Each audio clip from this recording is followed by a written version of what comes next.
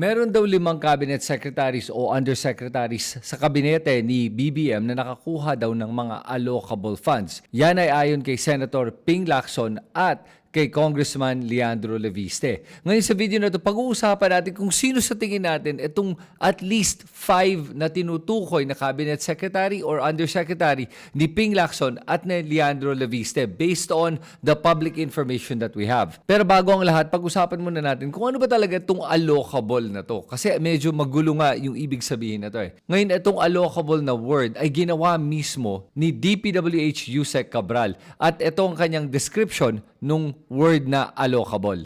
Your Honor, Mr. Chair, let me explain. Yung not allocable, yun po yung hindi naman part ng district allocation. Ito po yung mga big ticket projects like foreign assisted na hindi naman po bumababa sa district maintenance fund, equipment fund, preliminary and district engineering fund, right-of-way fund. Yun pong district allocable, yun po yung based on a parametric formula that the Secretary Bonoan has instructed to prepare at least to determine more or less ano po yung ceiling ng budget kada distrito, Your Honor, Mr. Chair.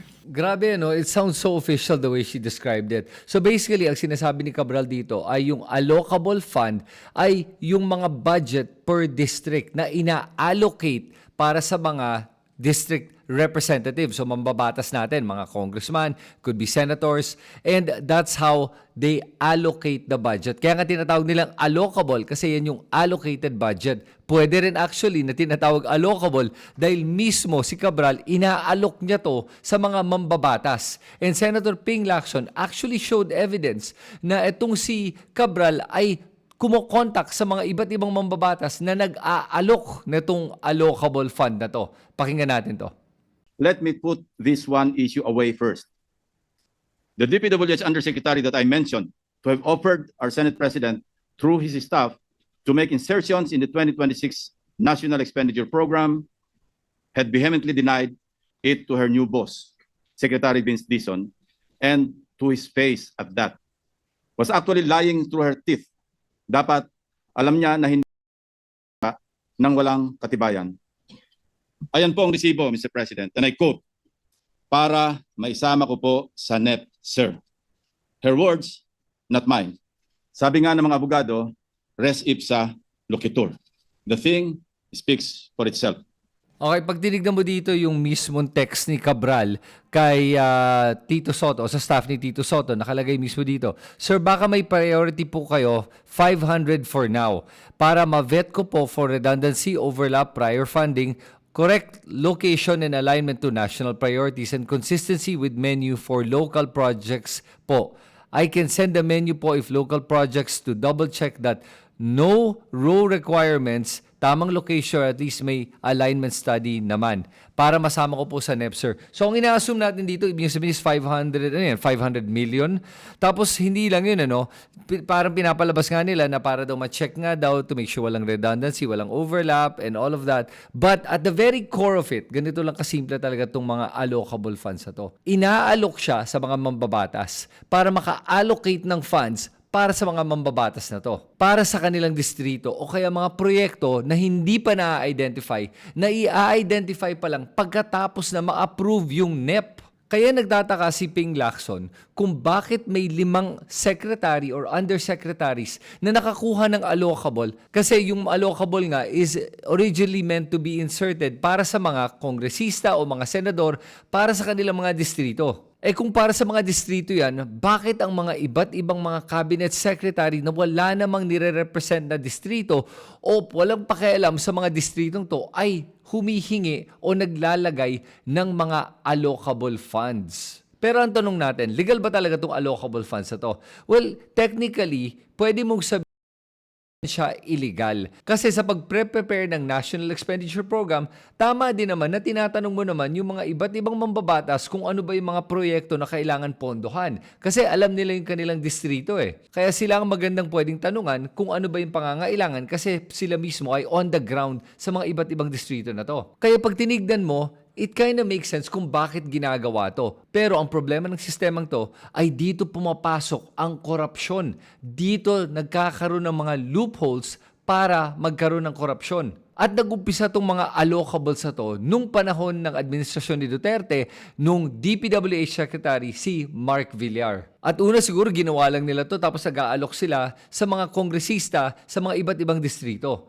Tapos, bigla na lang lumawak itong mga allocable funds na to. Inalok na nila yan sa mga party list representatives and now lumalabas sa mga iba't ibang mga cabinet secretaries. So, ang pinakamalaking issue dito sa allocable funds na to ay hindi naman talaga dapat naglalagay ng insertions ang mga mambabatas sa National Expenditure Program dahil dapat yon galing sa executive branch lang. So dapat ang DPWH lang ang gumagawa ng budget for the National Expenditure Program at titignan nila kung ano ba yung mga pangangailangan sa buong bansa. Tapos, pagdating sa mga budget sessions ng Congress o Senate, dito sila mag-i-insert para sa GAB naman or General Appropriations Bill. Ang nangyari ngayon ay binabypass na yung GAB at ini-insert na nila mismo sa NEP pa lang o sa National Expenditure Program. Tapos ang nangyayari naman, pag-submit na nung NEP sa Congress at Senate, titignan ulit nila yan at titignan nila kung may mga amendments na sila to be able to turn it into the GAB or the General Appropriations Bill. Ngayon, bakit problematic itong sistemang ginagawa ni Cabral? Dahil sa sistemang to, nagkakaroon ng mga pagkakataon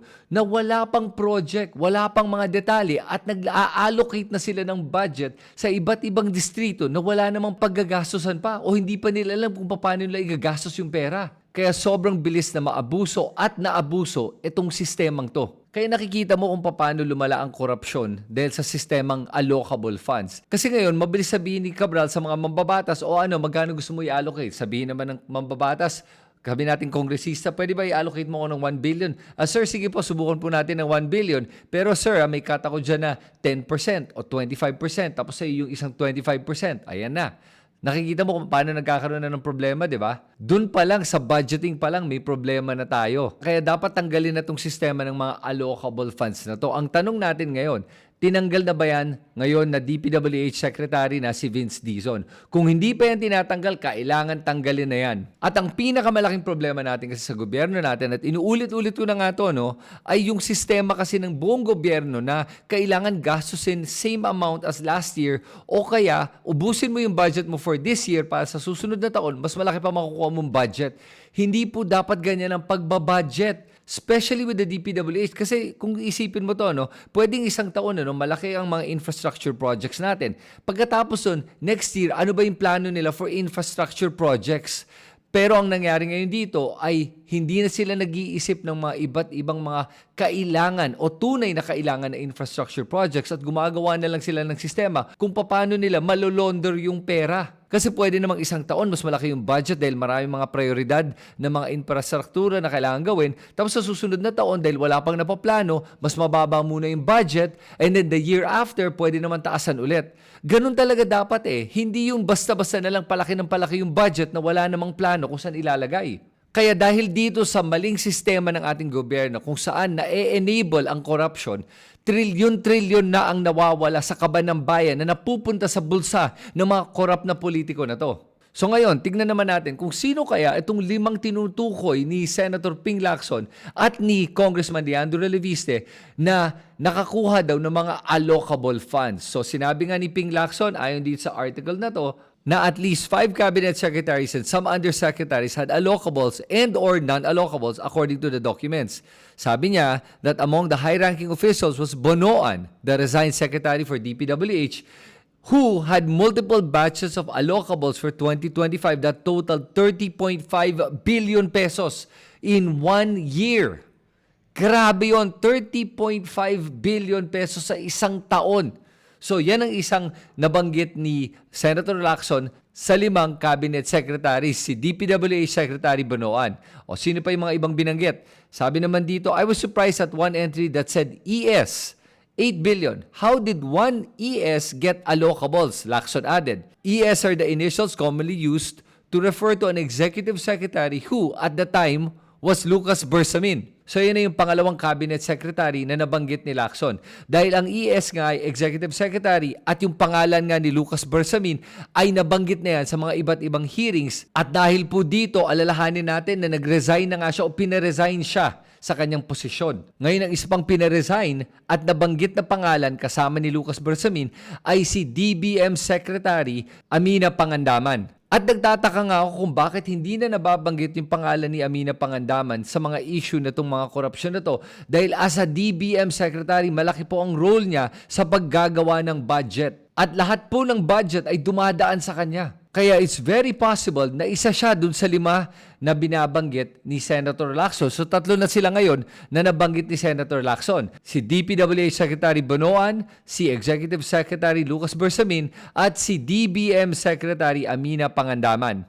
Ngayon, sino kaya yung natirang 2 na Cabinet Secretary na binabanggit ni Senator Lacson? Well, pwede mong isipin na yung 2 yon ay undersecretaries. Kasi nga, alalahanin nga natin na binanggit nga to ni Yusek Bernardo na may 2 undersecretary na dinedeliveran niya ng pera. Yung isa ay si Yusek Trigiv Olivar. Si Trigiv Olivar ay dating Yusek ng DepEd at isang malapit na tauhan ng mga Angara since panahon pa ni Ed Angara. Yung isang Yusek na binanggit din ni Bernardo ay si Yusek Adrian Bersamin, yung grandson ni ES or Executive Secretary Bersamin. So that completes your 5 cabinet secretaries or undersecretaries. But there's more. Alalahanin natin na sinabi nga ni Senator Lacson na there's at least 5. So may mga iba pa.